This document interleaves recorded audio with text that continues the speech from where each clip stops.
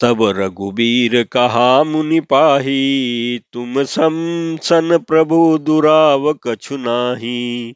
तुम जानऊ जेई कारण आयऊ, ताते तात न कहीं समुझायऊ। अस सो मंत्र देहु प्रभु मोहि, जेहि प्रकार मारो मुनि द्रोही। मुनि मुस्काने सुनी प्रभु बानी, पूछे नाथ मोहि का जानी। तुम रई भजन प्रभाव अघारी, जानियो महिमा कछुक तुम्हारी। उमरि तरु विशाल तब माया, फल ब्रह्मांड अनेक निकाया। जीव चराचर जंतु समाना, भीतर बसई न जानहि आना।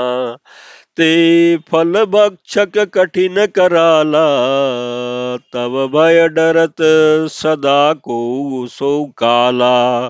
ते तुम सकल लोकपति साई, पूछे मोहि मनुज की नाई। यह बर मांगो कृपा निकेता, बसो हृदय श्री अनुज समेता। अबिरल भगति बिरती सतसंगा, चरण सरोरु प्रीति अभंगा।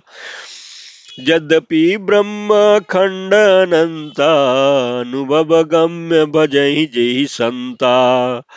अस तव रूप बखानऊ जानऊ, फिरि सगुन ब्रह्म रति मानऊ। संतत दासन देहु बढ़ाई, ताते मोहि पुछेउ रघुराई। है प्रभु परम मनोहर ठाऊ, पावन पंचवटी तेहि नाऊ। दंडक वन पुनीत प्रभु करहूँ, उग्र साप मुनिवर कह रहूँ। बास करहु तह रघुकुल राया, कीजे सकल मुनिन पर दाया। चले राम मुनि आय सुपाई, तुरत ही पंचवटी नियर आई। गीधराज से भेंट भई, बहुविधि प्रीति बढ़ाई। गोदावरी निकट प्रभु रहे, परन गृह छाई। प्रमात सियावर रामचंद्र शंकर जी भजो। अरण्य कांड दोहा 13। इस चौपाई के प्रसंग में तुलसीदास जी कहते हैं, तब श्री राम जी ने मुनि से कहा, हे प्रभु, आपसे जो कुछ छिपाव है नहीं, जो कुछ छिपाव है नहीं। मैं जिस कारण से आया हूँ वह आप जानते ही हैं। इसी से हे तात, मैंने आपसे समझकर कुछ नहीं कहा। हे प्रभु, अब आप मुझे वही मंत्र सलाह दीजिए जिस प्रकार से मैं मुनियों के द्रोही राक्षसों को मारूं। प्रभु की वाणी सुनकर के मुनि मुस्कुराए और बोले, हे नाथ, आपने क्या समझकर मुझसे यह प्रश्न किया है। हे पापों का नाश करने वाले, मैं तो आप ही के भजन के प्रभाव से आपकी कुछ थोड़ी सी महिमा जानता हूँ। आपकी माया गूलर के विशाल वृक्ष के समान है। अनेकों ब्रह्मांडों के समूह ही जिसके फल हैं। चर और अचर जीव गूलर के फल के भीतर रहने वाले छोटे छोटे जंतुओं के समान उन ब्रह्मांड रूपी फलों के भीतर बसते हैं, और वे अपने उस छोटे से जगत के सिवा दूसरा कुछ नहीं जानते। उन फलों का भक्षण करने वाला कठिन और कराल काल है। वह काल भी सदा आपसे भयभीत रहता है।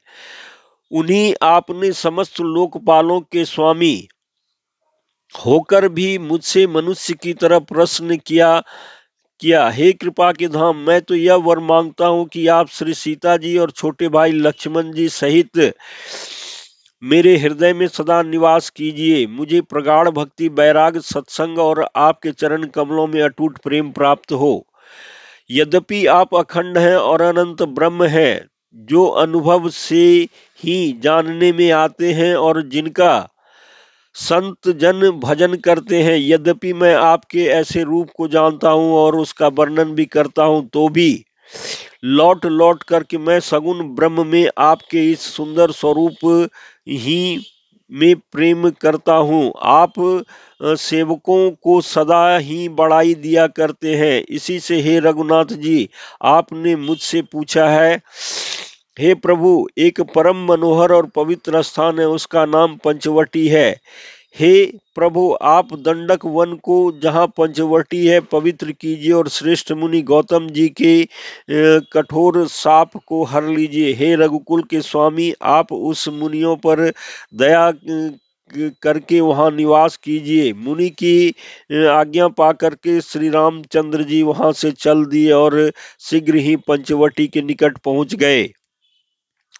वहां गिरिराज जटायु से भेंट हुई। उसके साथ बहुत प्रकार से प्रेम बढ़ाकर प्रभु श्री रामचंद्र जी गोदावरी के समीप पर्णकुटी छा करके रहने लगे।